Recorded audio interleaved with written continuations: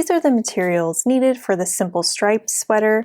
I used Hue and Me yarn, and this is the main color that I used, which is Desert.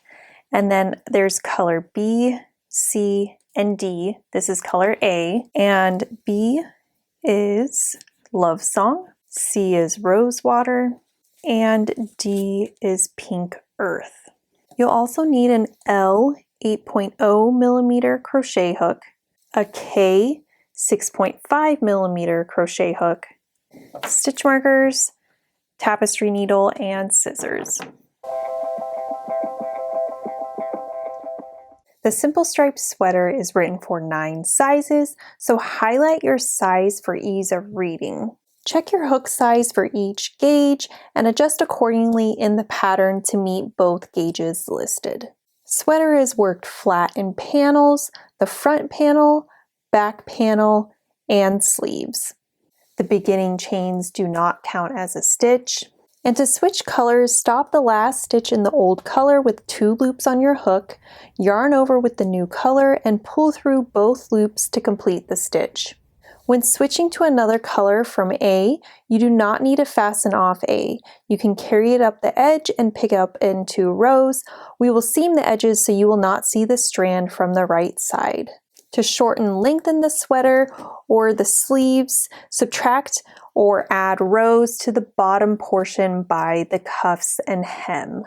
To make this sweater, you're going to need the written pattern up next to you. You can get the written pattern for free on my blog right here, or you can purchase the PDF from my shops that have an additional 11 pictures included. And of course, it is a Lion Brand yarn kit, so you can get all of the yarn needed to make this sweater, as well as the free pattern to go with it, and you can get that right here. To begin, I'm going to grab A and my larger hook, size L 8.0 millimeter, and I'm going to make a slip knot. And for this sample size, I'm going to be making the size medium. To begin, you chain 5, 2, 3, 4, and 5. And then starting in the second chain from your hook, so not counting the loop on your hook, you're going to count over 1 and 2, working into this stitch right here, and you're going to half double crochet across. So yarn over, insert your hook into the second chain from your hook, yarn over, pull through all 3 loops, and that's 1 half double crochet made. So again, yarn over, going into the next chain right here, drop a loop, yarn over, and pull through all 3 loops. 2 more, there's 3 half double crochets, and 4. So that's row 1. Row 2 begins by chaining 2, and then we half double crochet back loop only across. So if you rotate your work towards you, you can see the V's right there, 2, 3, and 4. This is the front loop right here, and this is the back loop. So we're going to now start working through the back loops and doing half double crochets.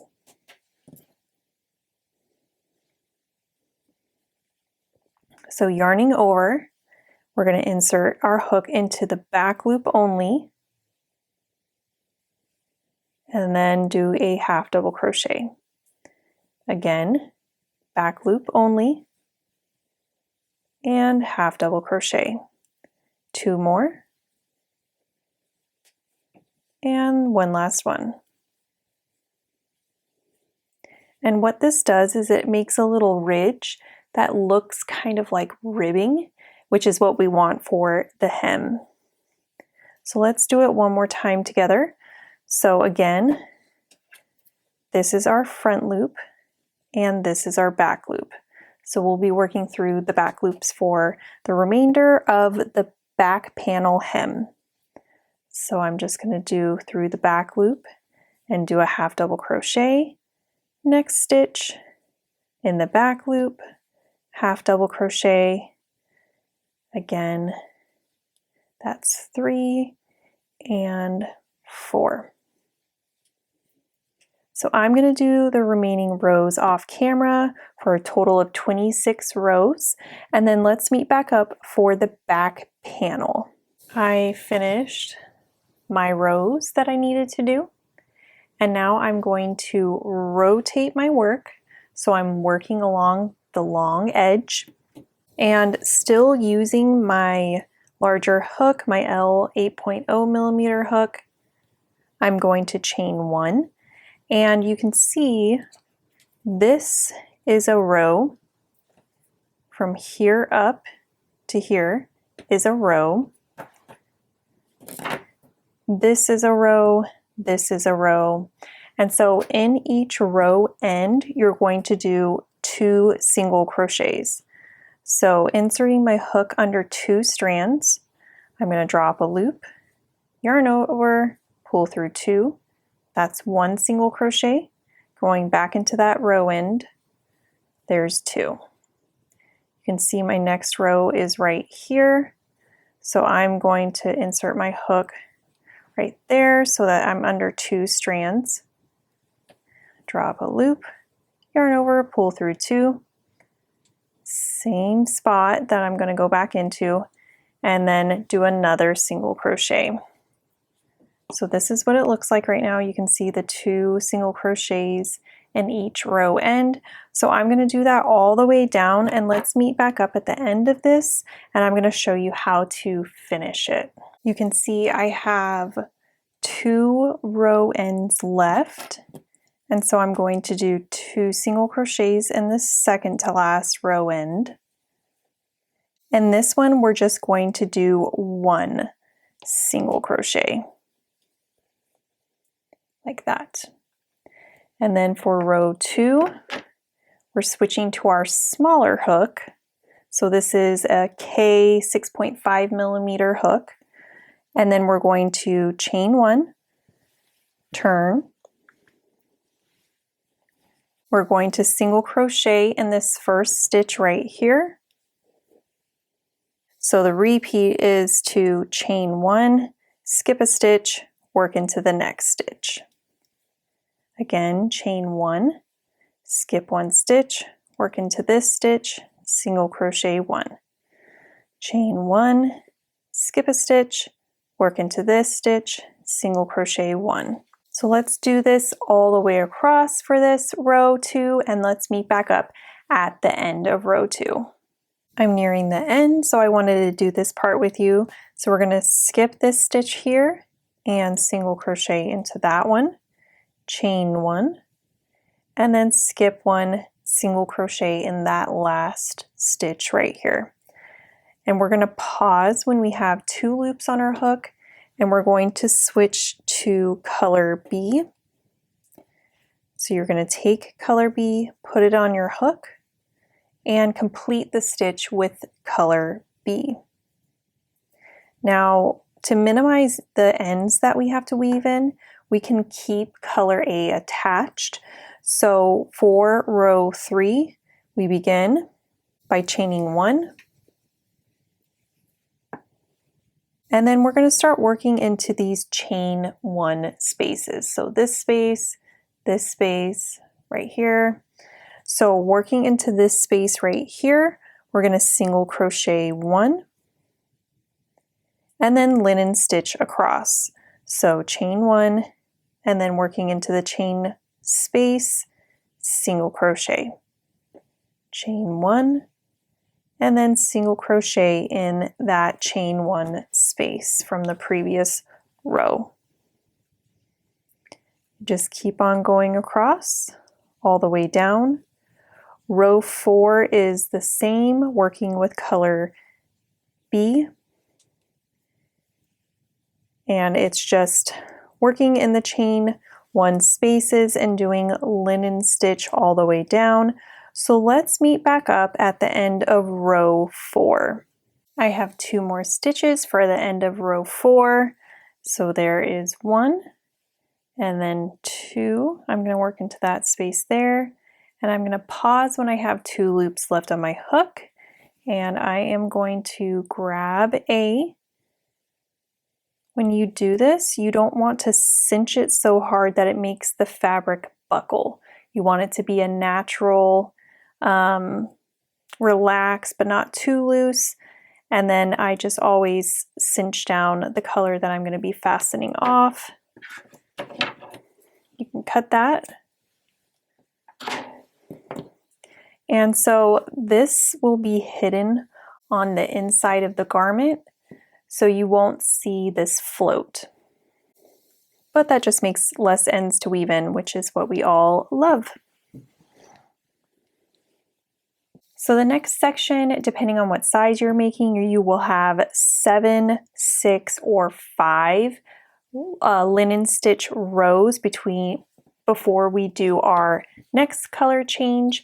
But now that we know how to do color changes, I'm just going to do the rest off camera.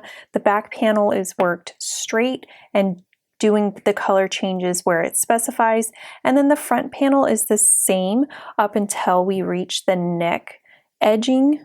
So let's meet back up for the neck shaping on the front panel. For the neck shaping, you need to count the single crochets for the specified number in your size.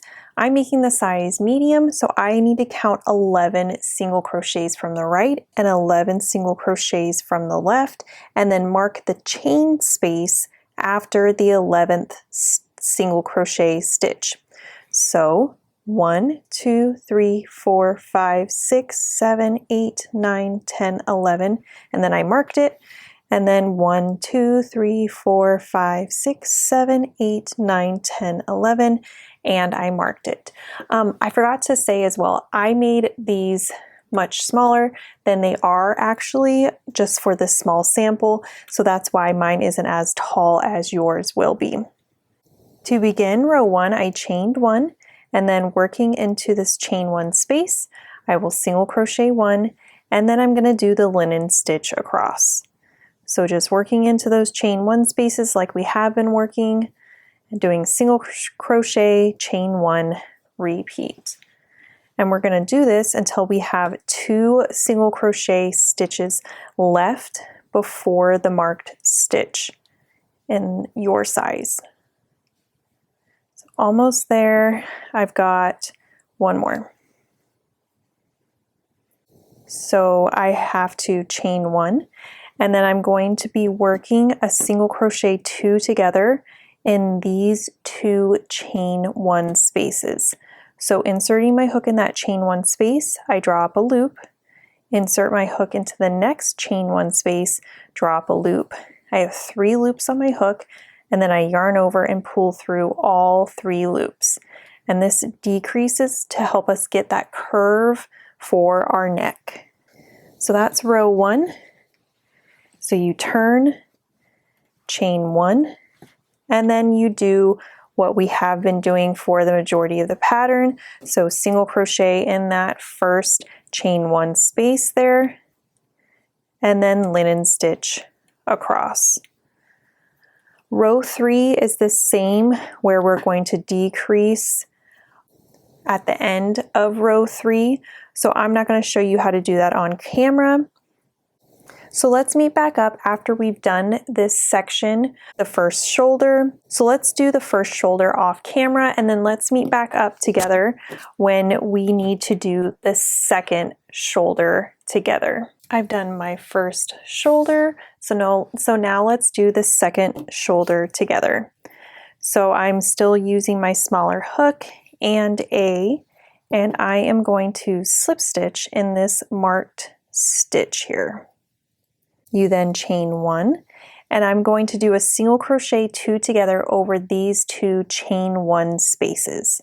So inserting my hook, draw up a loop, insert my hook into the next one, draw up a loop, yarn over and pull through all 3 loops on your hook. And then we linen stitch across. So you chain 1, and then single crochet 1 into that next chain 1 space. We'll do that all the way across, And so your stitch count will be one less than whatever amount you counted over. So for my size, for row 1, I'm going to have 10 stitches, single crochet stitches, to end row 1 of my neck shaping. To do row 2, you're going to chain 1 and turn, and then you're going to single crochet 1 into that first chain 1 space, and then linen stitch across. For this, we're going to end with the same number that we had for row 1 because there's no decrease. So let's do that together because it can be a little confusing on this side where to place your last single crochet. So you can see here is my single crochet 2 together. So that one is easy to know where to place. I should only have one more single crochet. Let me double check. 1, 2, 3, 4, 5, 6, 7, 8, 9. Yes, I only have one more single crochet. And so I am going to work not into the single crochet 2 together, but into this chain 1 space there. And that completes row 2. So I'm going to do the rest of this shoulder off camera, and I'm going to do the sleeves off camera until we get to the portion where we do a sleeve increase. So this is the sleeve that I've already made and attached to the sweater. We're about right here in my other sleeve, and I want to show you how to do the increases. So we're going to do an increase right here, and then we're going to do an increase before each stripe and after each stripe.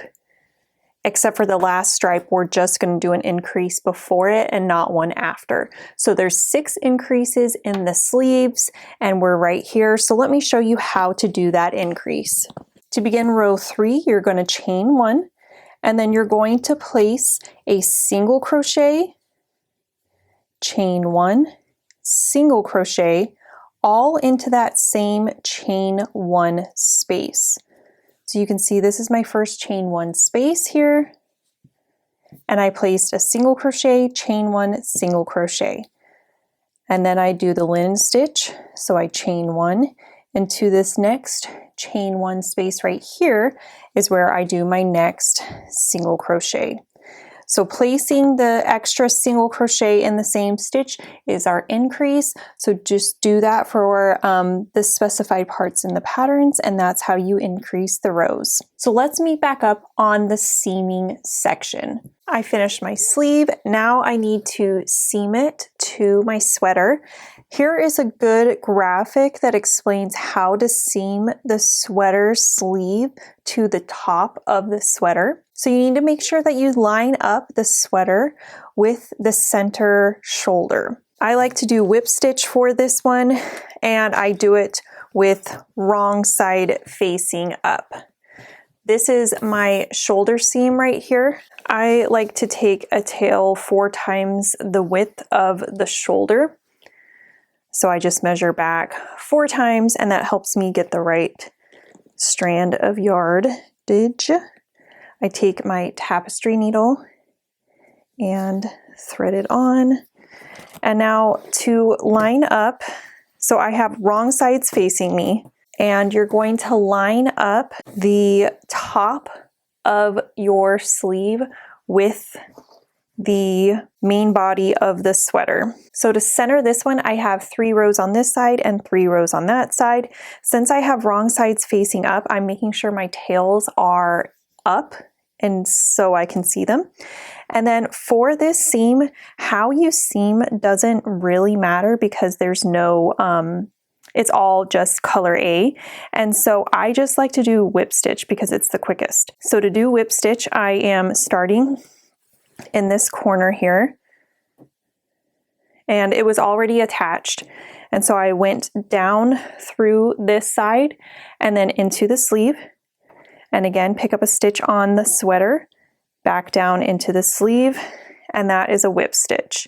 So you just want to make sure that you are checking and making sure that it's still centered throughout. You can even grab little clips and make sure that it's pinned so it's centered. So I'm going to do this all the way across, and then let's do the additional seaming. I seamed the sleeve to the main body, and now I'm ready to do the underarm of the sleeve and the side of the sweater. Here is a good infographic to explain what I'm doing.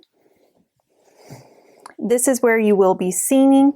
So I like to start at the cuff and then work down this way. Put extra stitches right here in the underarm so it's nice and secure, and then work down the side. I have right side facing me, and I like to do mattress stitch. So since I have right sides facing me, I like to tuck all of my ends inside so that the ends are on the wrong side of the sweater.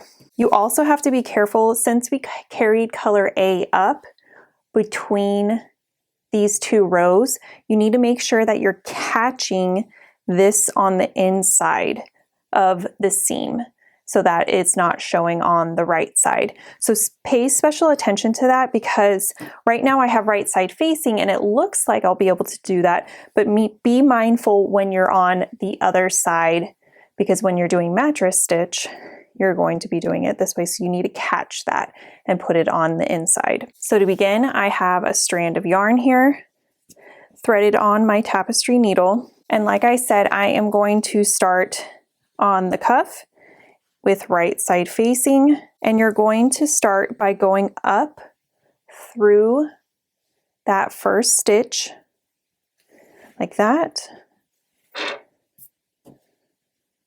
leaving an end, and then going on this side, going up through that stitch.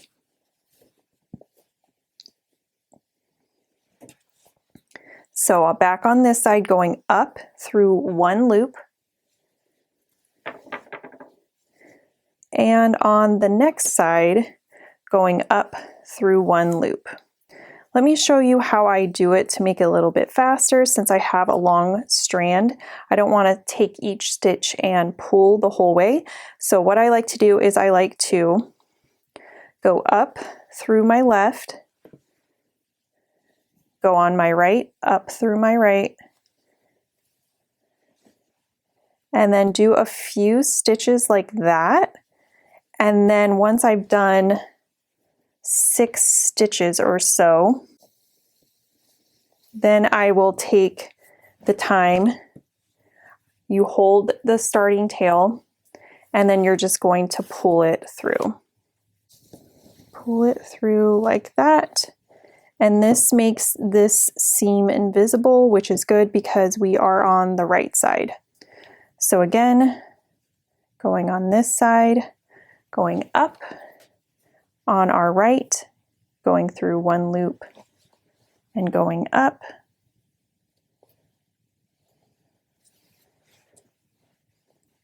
doing this side, up, and back to this side. When you get to the stripe, that's where you especially need to make sure that you're lining it up correctly and you're not getting it off track.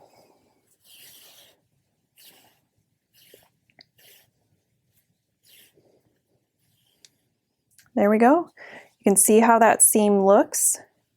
Like I said, in the underarm, I like to go back and forth twice or 3 times just to make sure that the underarm is very secure in its sewing in the seam. I'm going to do the rest of this off camera, and then let's meet back up for the collar. I have the right side facing up for the collar. You can see where I placed my stitch markers back when we were doing the neck shaping on the front panel, and this is the back neck. Using my smaller hook, I'm going to join in this back right corner here. So I'm going to slip stitch to join, chain 1, and then I'm going to single crochet across. So I'm doing a single crochet in the single crochet and a single crochet in the chain 1 space. This stitch count doesn't matter too much for the collar. You're just going to be placing 1 stitch in each single crochet and chain 1, and then 1 stitch in each row end. And then We'll do that again for row 2. We're just going to single crochet around for row 2 as well. So let me show you when we get to the end. When I get to the end of this round, we'll do the end of the round together. I have one more stitch here, and then I have ended the round. One thing I forgot to note is that for this stitch right here, it's not a normal, there's not a chain 1. So when you're going through and working into this row end, make sure you're going under 2 strands. You need to do that all the way around. You need to make sure you're working through 2 strands, but especially right here where there's going to be a lot of weight on this seam. So there's my last single crochet. You can see this is my chain 1 right here. And so I'm going to go into that stitch right here to join. And I'm just going to slip stitch to join. You're going to want to make sure that this is pretty snug because again, this is a fragile spot in the sweater where a lot of weight is going to be pulling right here. So you're going to want to make sure that this is very secure. Then you're going to chain 1 and single crochet all the way around for this round 2. I will meet you back up again at the end of this round. I just did my last stitch in round 2, so I'm going to go into this stitch right here to slip stitch and join. Now I'm going to do my slip stitch round. The reason why the slip stitch round is arguably the most important is because it's really going to create that extra sturdiness for the neckline and make sure that the neckline doesn't grow with the weight of the sleeves, because this sweater is heavier since it's a weight 5 yarn. So going into this stitch right here, you can see my slip stitch was right there. I'm going to go into the next stitch and do my first slip stitch for round 3. So there's my first one. Again, I'm going to just go all the way around.